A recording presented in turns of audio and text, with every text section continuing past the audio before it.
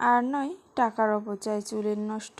আমার তৈরি করা চুলের এই প্যাকটি একবার তৈরি করে চুলে ব্যবহার করে দেখুন, জীবনে আর চুলের সমস্যায় ভুগতে হবে না। আসসালামু আলাইকুম এভরিওয়ান, আশা করি সবাই ভালো আছেন।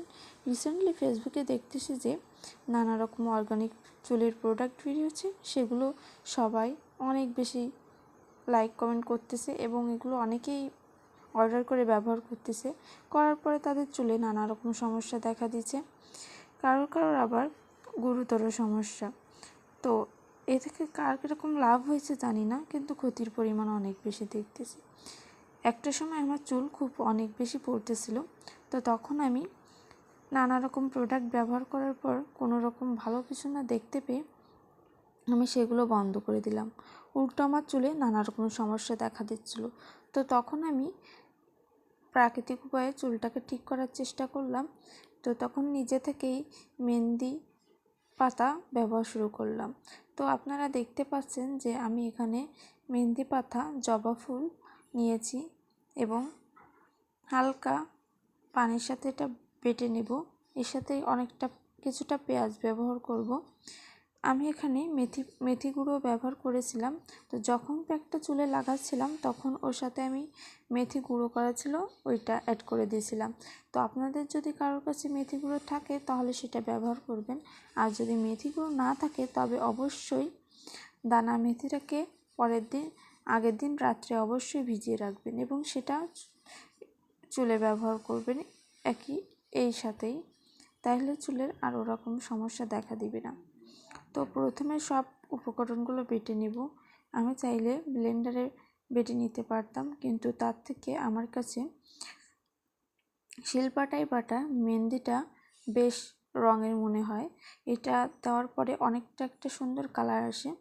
তো আমি প্রথমে মেহেন্দিগুলো বেটে নিয়ে তারপর জবা ফুল বাটবো, পেঁয়াজ বাটবো, সবগুলো একসাথে মিশিয়ে এর সাথে হালকা মেথি গুঁড়ো মিশিয়ে দেওয়ার পরে, আর যাদের চুল সিল্কি নয়, খসখসে টাইপের, তারা এর সাথে ডিম ব্যবহার করতে পারেন। ডিম আমিও ব্যবহার করছিলাম, বাট লাস্টে ওইটা আছে। তো মেহেন্দিগুলোকে আমরা সুন্দর করে বেটে নিব যতটা সম্ভব। আমি এখানে যে পরিমাণে মেহেন্দি নিয়েছিলাম সেটা আমার চুলের জন্য এনাফ ছিল, আর জবা ফুলটা অনেক বেশি কার্যকরী ছিল চুলের জন্য। আমার চুলের যে পড়া সমস্যাটা ছিল সেটা হুট করেই কিভাবে সুন্দরভাবে কেটে গেল।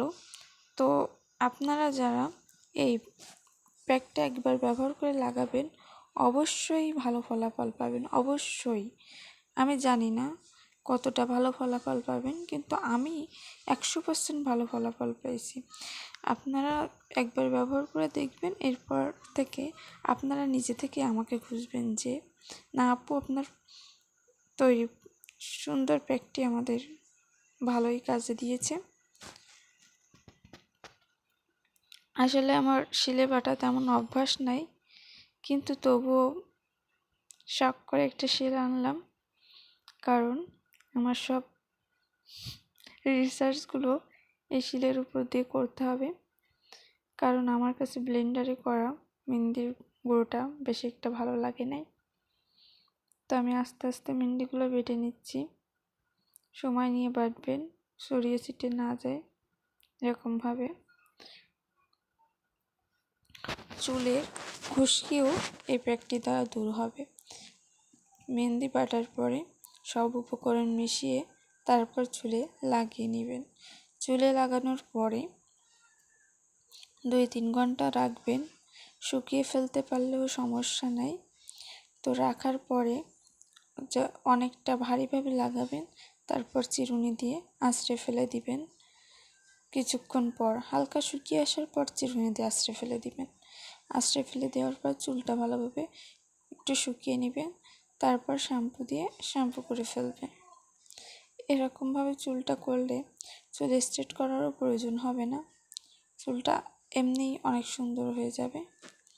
তো আপনারা একটু ট্রাই করে দেখতে পারেন।